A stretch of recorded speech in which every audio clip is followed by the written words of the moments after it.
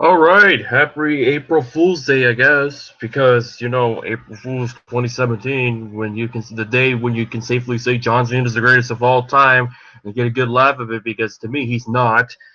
And in the spirit of April Fool's Day, let's talk about WrestleMania 33, which could be tomorrow, the day of fooling wrestling fans alike or sports entertainment. Let's just simply say the WrestleMania 33 going into it low expectations. I have no expectations that it's gonna be the greatest WrestleMania of all time. The question is, will this Mania be better than the debauchery or the mediocrity known as WrestleMania 32, which people say is one of the worst? But to me, it's not the worst of all time. There has been far more worse. People say WrestleMania 9, WrestleMania 11, WrestleMania 16 to some extent. Some say WrestleMania 27, Mania 29. There's been so many. It's up for debate, but here's why I have low expectations for WrestleMania 33. When you look at the card, when you say which one's going to be five-star potential, which one can deliver. And this card, I don't see any of them being five-star potential. There's one in particular that could be five-star potential, but it was relegated to the pre-show. And I'll tell you why I believe that match could have a five-star potential. But besides that, you have AJ Styles, Shane McMahon, which probably could be up to a four. Brock Lesnar versus Goldberg. I'm telling you this right now, it's going to be more than 2 minutes. Those people who say it's only going to be 2 minutes, it's going to be a squash match. Just wait and find out. I know people don't want that as the main event. There's even rumors out there as of yesterday that this one particular fella could main event WrestleMania for the third year in a row. And if the rumors be proven truer, if they in fact go with it, could be four next year, which would be the second man to have more than four or more consecutive main event spots at WrestleMania. Main event, in my book, the last match of the night. So in that case, because one individual who holds the record technically has five, could have should have been at four. I'll tell you that in a moment. But WrestleMania 33, quote unquote, the ultimate thrill ride. More like the ultimate heel experience, because the way I made my picks and how it's going to work, I feel like heels could be the favorites just to only build up probably Roman Reigns, just like WrestleMania 32. There were so many heels finishes. But we're going to go down the card, and then it's going to be hopefully not a super long review like most of my videos these days when it comes to previews. I say I'm going to preview the, the card. So basically, here we go. Let's start off with the fourth annual Andre the Giant Memorial Battle Royal. Pretty much what I said to myself, the last couple of years has been a tradition. But honestly, there wasn't much of a bigger emphasis on this build. There really hasn't been, because you have some guys that have been involved in main programs, and then all of a sudden they should have been slotted to the Under the Giant Memorial Battle Royal without any rhyme or reason, aka Braun Strowman. If you want to know how little emphasis they made out of it, there was only going into March 26th. There was only four superstars that confirmed, which was Mojo Rawley, Apollo Crews, March 7th, Big Show, March 13th, Kurt Hawkins, March 14th. Then on the 27th and 28th, they just named everybody else, with the sole exception of Mark Henry and Tian Bing from NXT being announced on March 30th. So here's the lineup that has been confirmed. I already mentioned Raleigh, Cruz, Joe Hawkins, Bing, and Mark Henry. Here's a couple more from the 27th, March 27th on Raw. Braun Strowman, Goldust, R-Truth, basically the Golden Truth, Primo and Epico, Shining Stars, Curtis Axel, Bo Dallas, former members of the Social Outcast, Jinder Mahal and Sami Zayn. From SmackDown Live, the Fashion Police, or the three-word police. Won't mention the three words. It starts with an F. I'll leave it at that. Fandango, Tyler Breeze, Dolph Ziggler, Rhino, Heath Slater, Jason Jordan, Chad Gable, American Alpha, the Usos, Jimmy J, the Ascension, Connor and Victor, Kalisto, and the Vaudevillains. Aiden English and Simon Gotch. So many, pretty much the majority, and Sin Cara and Titus O'Neil in the neck for Raw on March 28th. It's pretty much safe to say it's mostly tag teams in this battle royal. With this in mind, I said the final four, without the shadow of a doubt, Braun Strowman, Sami Zayn. I even will go. Those were my two because when I wrote my notes that when I was going to do this preview a couple days ago, as I said, I decided to do it now. I had Samoa Joe and Luke Harper as my final four. Obviously, Joe and Harper are not in any matches, but those two has to be used somewhere, and I'm pretty sure they're going to be utilized. It's a darn shame that Samoa Joe is not having a WrestleMania match this year. It's a Samoan badass. It's just a travesty, but I feel like Joe will be utilized to its potential to some degree if it does happen. Most likely, it could happen, given this one particular match is considered non-sanctioned. More on that in a moment. But considering that Harper and Joe are not in this battle royal, Braun Strowman and Sami Zayn are to fill out my final four. I'm probably gonna go with Big Show because why not? And one that would not be a terrible one to see. We will probably be. I'm gonna go on a limb and simply say Jason Jordan. No, Apollo Crews. Apollo Crews would be a reason more to get him somewhere. Who I have winning the match? Like I said a couple days ago when I shot down the notes, I had Joe winning it, but it's gonna be Braun. Braun is the heavy favorite. I feel like Braun is gonna win. And when you look at last year when he had Baron Corbin, I was also gonna say Corbin Blue. Yeah, remember that name? Yeah, Pepper's Farm remembers. Baron Corbin, ever since he won the Auto Battle Royal, boom, and 1 year later he's going for the Intercontinental Championship. He's getting a pretty decent push. And I say pretty decent. He's been one of the better performances on SmackDown Live since the draft split. However, when you consider the other winners, Big Show from WrestleMania 31, nothing. WrestleMania 30, the first one was the Cesaro one. Utilized okay, and then was thrown in the shaft afterwards. So I had little expectations it's going to be fantastic. So there's nothing really much to say about this battle royal. It's on the pre-show, one of the two matches, which was originally three. So this one will probably be the last pre-show match, with the first one being the Cruiserweight. And it's kind of a travesty that it is on the pre-show. But we'll get to that. All right. Next match, the non-section match. Let's talk about the non-section match. Triple H versus Seth Rollins. The Game versus the Architect of the Shield. Rollins. However, my pick is Rollins. It's got to be Rollins. And that's only if there's no there's no get back, there's no follow up. If there is going to be a get back, if Triple H is going to wrestle more than once this year, then Triple H could have a reason to win. And that's where Samoa Joe comes into the picture. I feel like this is where Samoa Joe can interfere. It's a non-sanctioned match, pretty much means no disqualification, anything goes. AKA SummerSlam 2002 when Triple H fought Shawn Michaels. And Michaels' return for the first time since 1998 at WrestleMania 14. It's been one of the better build-ups for WrestleMania. Why I mean one of the better ones?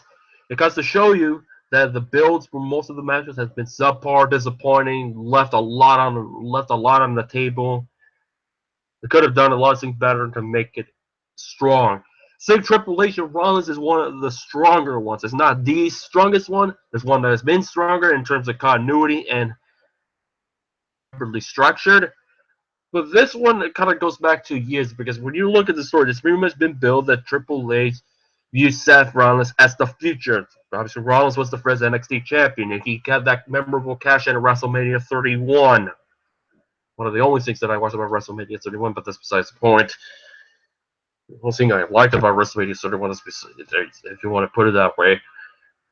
Then obviously it all changed. Then Seth Rollins got injured. Then he lost the inaugural Universal title match against Finn Balor. Then Triple H helped Kevin Owens to win the Universal title. And then ever since then, Rollins has been hell-bent on climbing the game. And then obviously, of course, you had that memorable moment at NXT in Texas, San Antonio, before obviously Royal Rumble, where Rollins was Rollins in the match? I don't think Rollins was in the match that I remember. See, that's how That's how much I care about the WWE that I totally don't remember Rollins had a match. But yeah, pretty much everything that the Authority gave Rollins is no longer existent. Obviously, now Triple H has Kevin Owens and Samoa Joe as his entities to there's their muscle to destroy Rollins and put him in the shelf for the rest of his day. Obviously, the angle for Rollins is that he's been battling through injury. Faith, however you want to be it. So that will be a factor into this match. Will be a 5-star match? No. Will Rollins deliver? Do I think he could steal the show? Probably. And there's not many show-stealing matches in this card. In my opinion, there's none. Could have been for one match, but obviously it's not on the main card. It'll steal the show on a pre-show, depending how many people watch, depending how many are there, and depending how they order the match. If it's like, if I remember, it's a 2-hour pre-show, this better not be on the first hour. It better be. It's gonna be in the first hour anyway. So why am I like? It's the WWE. You have so much high expectations. You gotta accept the fact the high expectations is a bit too high these days. That you're probably gonna get lowballed and get something crap. But yeah, Rollins is one of the best workers in the WWE. One of the best workers, not the one of. So that's why I say Rollins could steal the show, but I don't think it's gonna really happen when you have Triple H. It depends how the match is structured.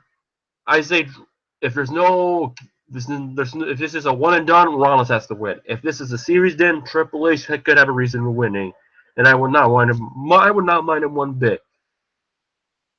What kind of interest Triple H will have? That should be interesting because Triple H usually has one of the more exciting WrestleMania entrances. I think if I remember last year, he had the best WrestleMania entrance. But yeah, we'll see how this goes. I think this could be a pretty good match. Not great, but if this is a win where if Rollins does win, then win the SummerSlam, and then you could probably bring back the feud with Finn Balor. That could have been the feud with Finn Balor. Obviously, Balor's been hurt. Oh, a little side note as far as the Battle Royal. I would not be too surprised if some broken tag team or somebody that nobody or this in particular individual nobody can stop can make a return. Shelton Benjamin, in case you were wondering. Again, yeah, Shelton Benjamin is clear to wrestle. Could come back immediately. Could come back tomorrow for all we know. I don't guarantee it because you already had the stack lineup unless, say, Bo Dallas gets replaced or even the Vaudevillains. There's a little bit of a curve you can go through. Now, the mixed tag team match. In my opinion, if there's one guy that if you were to tell me, the 2017 I would like him, who I hated for the longest, you'll be out of your mind if you say that I would like the Miz in 2017. Guess what? In somewhat of a rematch of the main event of WrestleMania 27, except you just added in the case of the Miz, his spouse, and John Cena, his girlfriend, quote unquote, student B wife, depending how that goes. If there's one match that's gonna be garbage, it's probably gonna be this match. Mixed tag team match. John Cena and Nikki Bella versus The Miz and Maurice. And in my opinion, The Miz and Maurice carried this entire feud by a long country mile. As far as so long that Uncle Rico's quarterback passes towards the mountain is nothing. The Total Bellas bullshit that's been happening on SmackDown Live is probably one of the more better, funniest, but funny segments of SmackDown history. They really killed it, exposed some truth, depending on how you view John Cena. John Cena, recognize. John Cena. John Cena. Who you? There wasn't a villain. John Cena. John Cena. Had to toss in a John Cena impression in there. Of course, it's John Cena. They're like this. Robotic. John Cena, recognize. If ever, obviously, I'm rooting for the Miz and Maurice, but we all know what's gonna happen. The only way Miz and Maurice would win in this match if it's in a disqualification, and then obviously Cena and Bella would still get the last laugh, and then the quote-unquote rumor has it that people think that he's gonna propose. They brought that story, they brought that angle that John Cena doesn't want kids. John Cena does not want to propose to Nikki. that, it could happen in Mania 33. And yeah, the leash factor of professional wrestling will find a way to be the highlight of the show, of the card as well. But yeah, but besides that, Miz Maurice done an excellent job in this feud. Is probably, and yes, one of the best things going to SmackDown Live out of, I think, the Miz, outside of maybe Bray Wyatt, he's benefited from this brand split more than anyone. He's benefited the most from the SmackDown roster, probably out of everyone in my book. And it's hard to believe that I'm saying that the Miz is over with me, and probably over with me for the rest of his days. Yeah, obviously the stuff they're saying that Cena's a phony, a fraud, a robot, a fake, and all of that, a politician in the pro wrestling business, which is pretty much true to some people, without a doubt. It's not gonna be great. It's not gonna be good. If this match lasts more than 5 minutes, I'll be surprised. I take it it's gonna be only 2 to 5 minutes. So with Maurice doing little work, Nikki Bella will probably do something. I don't know. It's not going to be a great match. It's not. And the outcome is obviously not going to really help, but it's probably the most predictable match out of the whole card to some degree.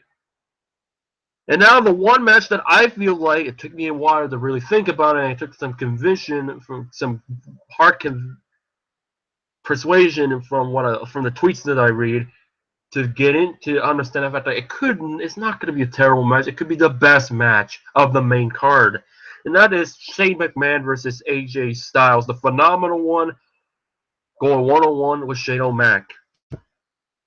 Here's the thing. I would be into an AJ Styles match. Had it been somebody in his caliber or somebody that could deliver a 5-star match. You're not gonna get a 5-star match from Shane. You're not. You can probably get up to a 4. Unless somehow out of the blue AJ Styles can make Shane McMahon look really, really good. And somehow, some way, it's crisp, clean, and boom, you get a 5-star match. It's not gonna happen per se. It's a singles match. The big question is, what will Shane do? Is he gonna jump? Is he gonna be on top of the top rope of the tops? I'm not talking about a regular top rope. I'm talking about the stage. I'm talking about where the ring is, and then you have the roof thing on top of it. That's where I mean by the top of the top rope, all the way up. That's probably definitely as taller than the Hell in a Cell. Or is he going to jump on top of the roller coaster? Or is he going to jump on top of the Universal Studios logo, which obviously is not the Universal Studios logo. Obviously, it's a parody of the Universal Studios logo. You always expect something from Shade, but this thing is a singles match. It's not like a no disqualification, Extreme Rules, Street Fight. Of course, gotta have the game, have that match. Gotta have that. So Triple H to work on Seth Rollins' injury. But yeah, this is the problem that I have with AJ Styles. He could, rather than have him face Nakamura, rather than have him face somebody for the world title, he's got Shane McMahon, which is a little bit of it was just a little bit disappointing. Obviously, then again, WrestleMania these days is pretty much being built for the casuals, not the hardcore fans. But AJ Styles has been a little bit of a skid since losing again to John Cena at the Royal Rumble. He hasn't really caught up a break. And I even put on my notes as the nail in the coffin of his first year in WWE by facing Shane. It's obvious. AJ has to win. This is a win or bust match. Should have not lost against Jericho. And the people who have said that if Jericho needed this win, why? How? I don't forget things when I repeat. How? Why? If Fandango could get a win, why not AJ Styles? It just makes no sense. Look what Fandango. What has Fandango done since his Mania 29 win with Jericho? Nothing.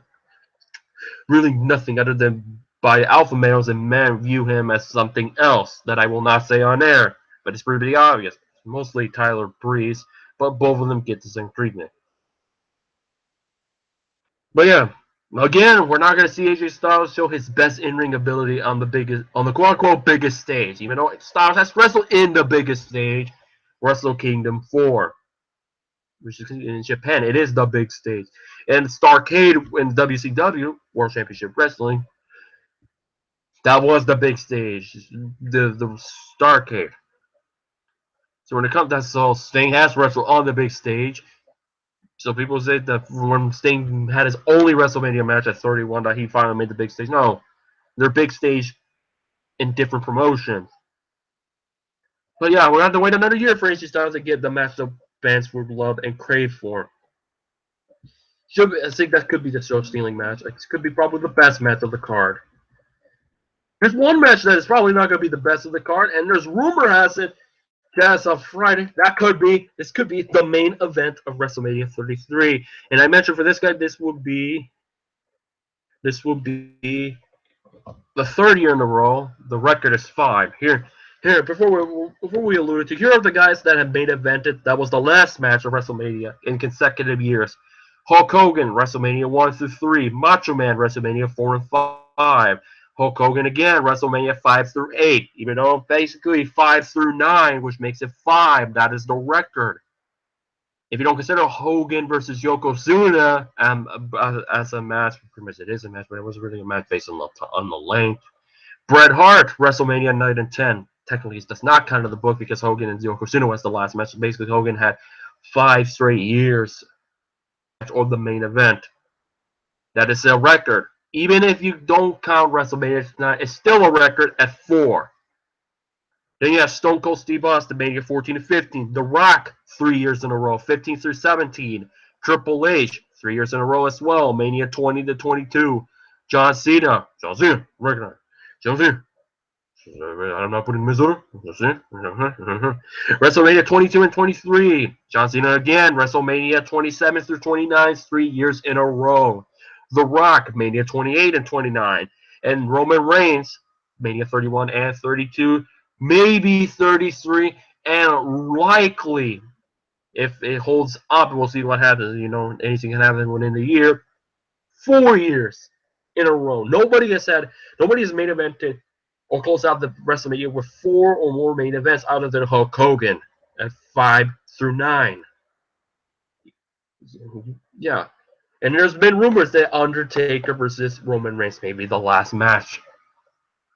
And if it is so, the main event of WrestleMania 33, all signs say that this might be it for The Undertaker. And also, many people view this match as the make or break match for WrestleMania, from being good or okay, that's not, or terrible, worst Mania of all time, unsubscribe, done, screw this company, Vince is a lunatic. For the last 3 years, people are sick of Roman Reigns. It's pretty much been a consensus that people are sick of Roman Reigns. From the quote unquote lame promos, mediocre in-ring ability, and Vince McMahon's agenda pushing Reigns to the moon has drawn viewers away for 3 to down to 2. He's thrown away millions of viewers when you look at the data, if you care to look it up. It's pretty much what Vince wants, Vince gets. And honestly, Undertaker versus Roman Reigns, from Reigns' perspective, this is the match where Roman Reigns could be hated forever. Forever. And especially if he beats The Undertaker. Brock Lesnar is the only man to have beaten The Undertaker in this, out of Mark Calloway's 24 WrestleMania appearances. He's wrestled since 1984, all the way back from World Class, before he did some USWA, some WCW. Even, if I remember correctly, he did some Smoky Valley Wrestling as well. But yeah, Undertaker, this is his 25th WrestleMania match. 25th. If this is the last match, all I say is that Roman Reigns is going to win. Probably he is going to end up winning.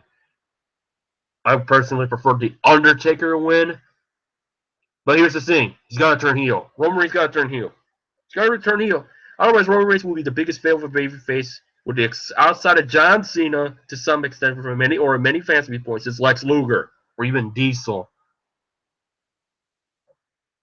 He's pretty much, at this moment, he's damaged goods.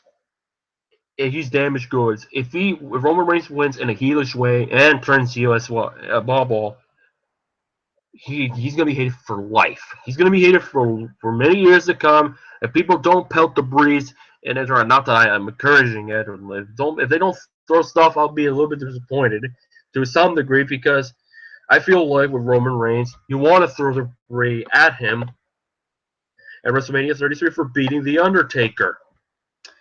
But obviously, you're not going to get it. Roman Reigns is going to unfortunately win. I'm rooting for The Undertaker, but I honestly think this is it for The Undertaker. This is it. This is it. It's pretty much done. And, oh, by the way, in case you've been wondering, do you expect a sign of respect or a handshake or any of that? I think as a Deadman persona, I don't really see it happening. If it was the American Badass Taker, they probably would. Just ask Jeff Hardy at the ladder match in Raw in 2002. I don't know what will happen. This will be an emotional driven match, especially if that's the main event. Now, for the triple threat ladder match for the WWE Raw Tag Team Championship, we have Carl Anderson and Luke Gallows defending it against Enzo and Cass versus Cesaro and Sheamus. I say Cesaro and Sheamus. But if you want to have a WrestleMania moment that is positive, I say Enzo and Cass will win the Tag Team Championship. But I have Anderson and Gallows retaining. If they really want to make Roman Reigns so loved, quote unquote, so loved, and beat The Undertaker, think he's going to work, then probably Anderson and Gallows is going to win to have a heelish finish. But if you want to have that Zack Ryder moment, Enzo and Cass is it. That is it. It's it. Or AJ Styles beating Shane. AJ Styles has made Shane McMahon and Daniel Bryan get booed. Daniel Bryan getting booed? You know, at this moment, AJ Styles is going to turn face. AJ Styles is going to have to turn face at this moment. All right, back to the tag team. This could be a really good match. That too could be a 4-star match. Except Enzo and guys are kind of gonna get in the way of it being really good. If it was Cesaro, Sheamus versus Anderson and Gallows, well, it's the same match, just a tag team ladder match. You have a 5-star match potential. If they're given the time and if they take Cesaro seriously, you'll get some blood. You'll probably get some blood. That's removed by Sheamus. Except it really did it pretty much prematurely, so that's not the only problem. But we'll see. But yeah. But as far as Anderson and Gallows since joining the WWE, it's been flat. It hasn't been quote unquote great. The only thing that Gallows has done really phenomenal that's found humorous in his entire run. That's when he was just Tex Ferguson, that softball. Honestly, let me tell you a quick thing about softball. That's good. It was okay. Nothing super funny compared to Total Bellas bullshit. Except Tex Ferguson was the highlight. If I were to pick who was the highlight, Tex Ferguson. There you go. But yeah, Enzo and Cass are over. It's mostly for the ring entrance, not for the wrestling, for the entrance. And they've been getting New Age Outlaws comparison. Here's the difference: New Age Outlaws were a tag team that could go. They had a really good match. They had a pretty good match at Mania 14 with Terry Funk and Mick Foley, or known as Shane Saw Charlie and Cactus Jack, in a dumpster match. That was a pretty good match for WrestleMania 14. One of the forgotten matches in WrestleMania history that was good. But honestly, they're a novelty tag team. They probably will win. But honestly, I'm just waiting for the moment for guys like the Revival to join the main roster to see how that goes. And I think that tag team match for NXT Orlando tonight is going to be really good. It's going to be really. I'm looking forward to it. You have Authors of Pain, you have the Revival, and you have DIY. So we'll see how that goes. It should be an ass-kicking match. It should be. It's TakeOver. It's got to be. I have Bobby Roode retaining as far as the NXT titles, and so yeah, this would be decided. Nakamura will go to the main roster. Asuka going to SmackDown soon, so I have Ember Moon winning it, and that's as far as I'm going to go with those matches because it's the only match that I can pay attention to or care of. But yeah, should be a good match. Not great, and there's even quote-unquote rumors. My journal, I don't think it's going to happen. It might be after the match. It's going to probably be after the match.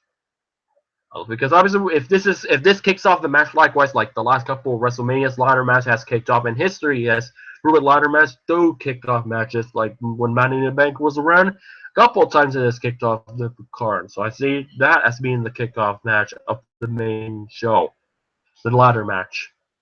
So you could get Enzo and Kenz's 20-minute promo out of the way, because I was going to have a 30-minute Undertaker entrance.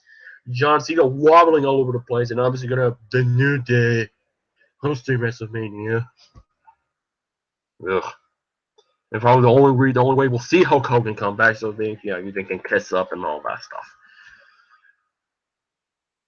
Here's the match that should have been on the main card. That should be the match theme. Like that should. The only match that I saw could have 5-star potential, depending on how much time it's allotted. It is the Cruiserweight Championship against 101 Neville versus Austin Aries. Here's what I basically broke down. The Cruiserweight division has never been WWE's strongest suit. Never has and never will be. However, this title matchup has the potential of being match of the night featuring two great in-ring workers. Neville, the self-proclaimed king of the Cruiserweights, will face the first two-time Ring of Honor champion and former Impact Wrestling star Austin Aries. Those two will put on a heck of a show and deserves to be on the main card. Smart, which they aren't. This should be an excellent opening match to get the crowd going. Except the problem is, it will be the opening match on the pre-show more than likely. But if it wasn't on the pre-show, no question this match has 5-star potential. Unfortunately, it's not going to last no longer than 10 minutes, and another high-quality match robbed from the fans. WrestleMania 33 lacks 5-star caliber matches. This is one I know, but obviously it's not because it's on the pre-show. Because I wrote this on on Monday or Tuesday? I think I wrote this on Monday. Neville will retain more incredible matches between the two. So yeah, Neville's gonna win. It's gonna have to win. No, I don't. If considering it's on the pre-show, there's no reason Austin Aries should win on a pre-show. Just Austin freaking Aries. Even though he takes a big L this week for doing that stuff with the New Day. He takes a big L. Alright. That was really disappointing when it was announced. It was the one versus all, pretty much now. The 6-pack challenge for the SmackDown Women's Championship. The match that was originally going to be on the pre-show, but fans complained about it, and it was put back on the main card. In my eyes, like, okay, it's like, if they could do that, why don't we get the same courtesy with the Cruiserweight match? That one is WrestleMania worthy than this 6-pack challenge, in my opinion. The women's division has been relatively a hot mess. Let's just say that. It's been a hot mess. Hot mess at best. And with all this hype, and then when I found out that this would be pretty much everyone available on the SmackDown roster, I was not happy about it. I was really disappointed. Here's what I have down. Here's the thing. The 6-pack challenge. I know the women's roster is split, so it's really small compared to WrestleMania 30 when you have all of them, including Vicky Guerrero, which was 14 people, 14 women in one ring. That was a hot mess. It was Botchamania written all over with. It wasn't as Botchamania as I thought, but Alexa facing 5 other women, which is Becky Lynch, Mickie James, Carmella, Naomi, and Natalya. If it was a one-on-one match with Mickie James and Alexa Bliss, that could be one hell of a match. Mickie will probably bring the best out of Alexa. Alexa's brought the best out of everyone on the women's roster. I even went to, I would have gone on record. She brings oozing charisma, emphasis, the people, and a lot more. There's a lot more when it comes to Alexa Bliss. But the fact that she's facing just pretty much everyone, it's just gonna be a hot mess, especially when you have Carmella, who for some reason is just inserted there. When you have wrestlers that are just inserted there for no reason, just like with Braun in the Battle Royal, because a triple threat match between Roman Reigns, The Undertaker, and Braun Strowman just will not draw according to Vince. Why not put Braun Strowman on the Under the Giant Battle Royal and on the Priest? Okay, here's one thing. Braun's got to be involved in that match with Roman and Taker. If you want to have a good pop, and people rooting for Braun and obviously get more boosts for Roman, he's got to interfere in some capacity. Braun has to. He has to. The other way would have been a waste of an angle. Braun just being there and do nothing in that match. He's got to do something. He's got to do something, But yeah, obviously Nikki Bella is with is in another match. Even Marie's not coming back. Man, people are rejoicing in that. Still think there would have been a lot of money a lot of money left on the table if she was women's champion just to get Ultimate and then Bennett help Ultimate Babyface get over big by beating Eva Marie on a pay-per-view. Nope, not happening. Considering now that Naomi is back, she's going to win the title. Yeah, I have Naomi winning the belt in her home crowd in Orlando. If it's going to be less than 10 minutes, it's going to be less than 10 minutes. Here's the other women's match, the Raw Women's Championship, which was, in my opinion, probably the best match of WrestleMania 32 to some degree. The finish wasn't great. It was a good match otherwise. Was it better than Trish versus Victoria versus Jazz at Mania 19? No. It wasn't. Had the finish been a little bit stronger, then yeah, it would have been the best women's match in WrestleMania history. Number 2 isn't bad. In this case. You just the biggest question. It's a fatal 4-way elimination. It's like mercifully, it is an elimination match because it was just a regular 4-way. It's not gonna be great. It's not gonna be good.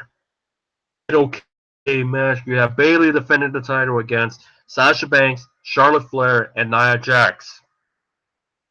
The first one out. She's gotta be the first one to, in order to make this match redeemable as far as possibly being the best match of the night.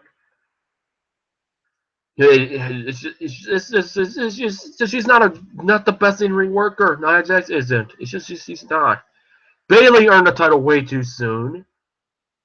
Sasha Banks versus Flair continues for all life. It's Rick and Sting, except Rick and Sting probably wasn't really shoved down people's throat that much, and it was sporadic. Sting and Flair worked for many years. It just worked. Where you can go a good 15, 20 years, and no matter what promotion, and you have a match between those two, and it should be pretty good. And also, honestly, Charlotte Flair going in without the streak on pay-per-views. Thinking if Asuka joins Raw, she should be the one to defeat Flair for the pay-per-view streak. But no, all signs say Asuka's going on the SmackDown Live roster. Nobody else that could have beaten Charlotte streak other than Bayley at WrestleMania, but obviously it was done a month at Fastlane earlier. The hot potato title will probably head back to Sasha Banks. I have just Sasha winning at the expense of Bayley. So in other words, I have Sasha turning heel in this match. She's gotta turn heel. She's gotta turn heel. He has to.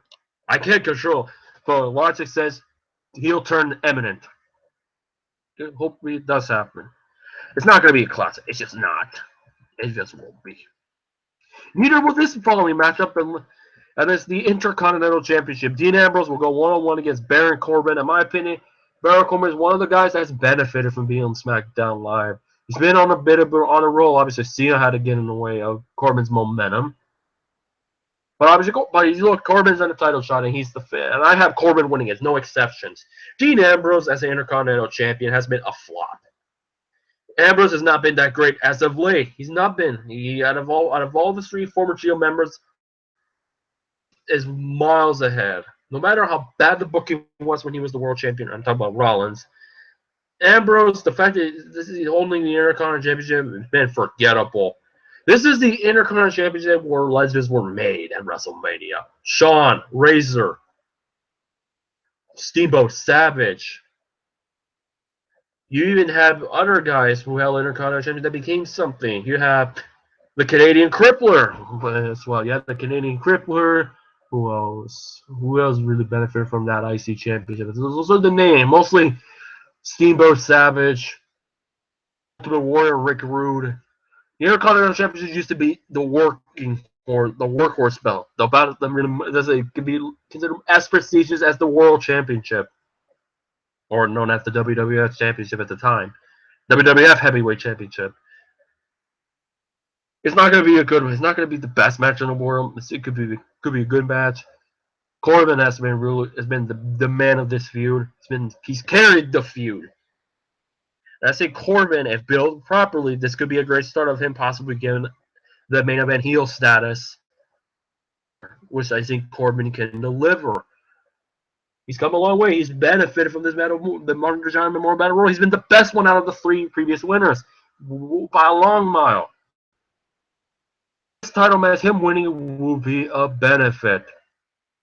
A benefit. Oh yeah, Shelton Benjamin too. But he never defended it at WrestleMania at all. He was in the Money in the Bank match when he stole the show to some extent. So there, he's done something with it. All right, I mentioned that Triple H and Seth Rollins was one of the better build-ups. This one is probably the best build-up, honestly, in my opinion. When you consider everything, many people say this should be for the Universal Championship. People forgot, including myself, that Jericho was the U.S. champion. So people say, Jericho and Owens, there's no title on the line. His match is pointless. It's meaningless. And then it's like, oh yeah, Jericho has the U.S. title. So there's a title match. You have a title match anyways. So there you go. So I was like, okay, there's a title on the line. I have Owens winning it. Period. Owens got to win this match. He's got to win this match. Jericho, obviously, he's had a heck of a run the last year with the stupid idiot, the list. Drink it in, man. He's really basically reinvented himself to get over because what? At this moment 1 year ago, Jericho was getting stale. And then, boom, I don't know where Jericho got himself over. He's over again. Continues to be. He finds ways to keeps himself refreshing to the audience and say phrases that stick forever. I think stupid idiot and the list, the gift of Jericho, and I'm like, oh, he's done a heck of a job since he's became full time the last year. And the reason why this is one of the better feats because it's been build. The best buds become bitter enemies. Something that could have happened in WrestleMania 8 with Shawn and Marty. Obviously, that never happened. Instead, we got Shawn Michaels versus Tatanka, which is probably something you could consider an underrated WrestleMania match. Tatanka versus Shawn Michaels. Oh yeah, back when Mr. Shawn Michaels used to kick off the show for consecutive years. Now the ladder match has been the formulated match to kick off. If I remember, the IC title for a couple of years, like Mania 17 and 18 was the kickoff show. Then the Cruiserweights every now and then was the kickoff show before Money in the Bank became the kickoff show. All right, let's get back on track. But yeah, it's a battle between two Canadians, and I think the problem with Owens' Universal title run, and hopefully that's not the problem when he's the U.S. champion once again, is the lack of clean wins. He didn't. I don't think he ever won a match clean or getting help from anyone. He's got to win on his own merit to regain some momentum that he has lost.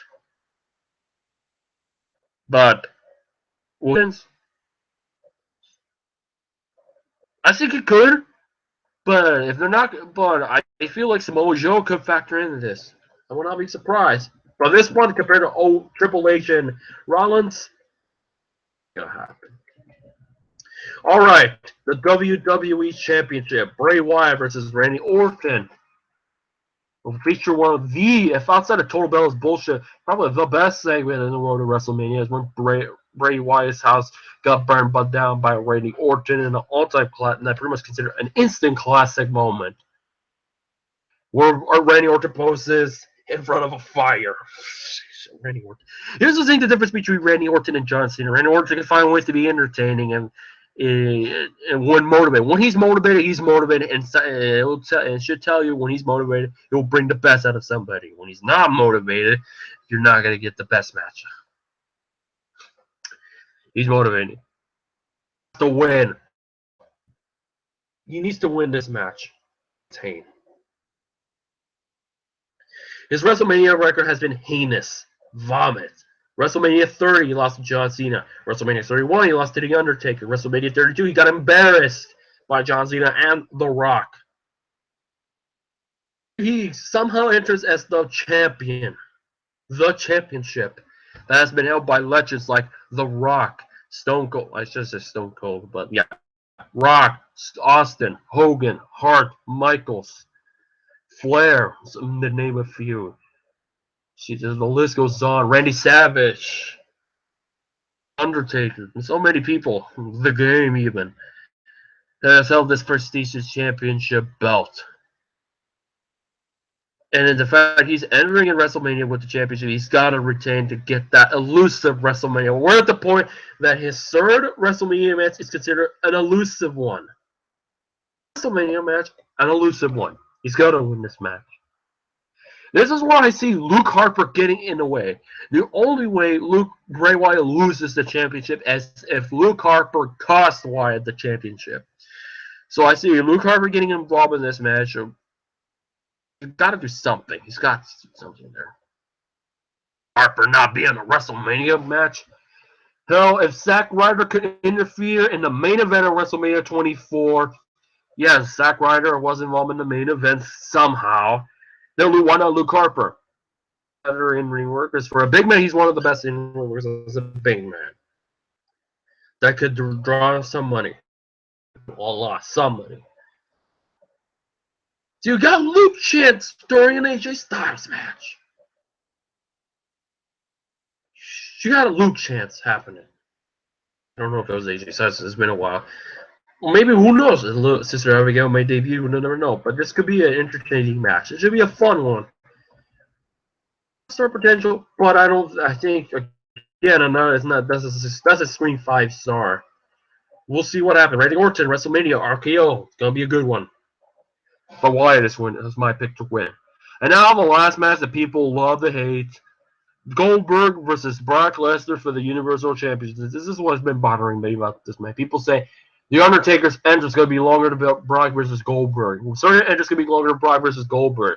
Well, this is going to be longer than Brock versus Goldberg. It's going to last 10 or more minutes. It's going to last. It's going to last 10 or more minutes. If it does not last more than 10 minutes, I will be extremely disappointed. As long as it's a shit-kicking match. If it's a hell of a match, then boom, it's going to be well over 2 minutes. It's no exception. It's going to be over 2 minutes. It's going to be more than 10 minutes or more. Since they had, quote unquote, one of the worst WrestleMania matches of all time in Madison Square Garden. Not really the worst match of all time, the worst hype match in Mania history. WrestleMania 20, Goldberg had a Wrestle Till Survivor Series, and then Lesnar became the UFC champion, and then one of the last pure messes in wrestling history as far as WWE or sports entertainment, WWE like to consider. The whole build has been Goldberg has squashed Brock Lesnar. If Brock Lesnar's having his first major vulnerable wrestler to deal with, people just hate it. They're because it's a battle of the part-times, and people booing Goldberg at the Hall of Fame ceremony mostly because people do not understand what he meant by being miserable. His body, physics, body, the workout ethic has put him in a miserable state. But he never was miserable being in the company, working with the company, working in the sphere. He's never said that. That doesn't claim stuff. Article. Well, read the whole thing, and then you'll understand what Goldberg meant. Because of that, because people's attention spans are so short these days, they're going to probably shit on the match, boo at them. Hopefully, there's no one will deliver no matter what, and they will. It's going to be blood. It's going to be blood. Match. There has to be blood. I'm pretty sure they're going to be motivated. The stuff to say that I've heard is that Brock Lesnar wanted this build.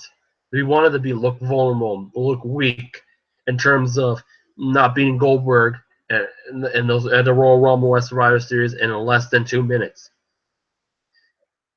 This is the main event for Alpha Males. This is a main event caliber. I'm sorry. This has main event potential. This is a main event caliber match. What happened? WrestleMania 33. This is a sign to see. All right, we're giving you this is a second chance match, and boy, they will deliver. I'm hoping they will, and they're gonna. It's gonna be 10 minutes or more.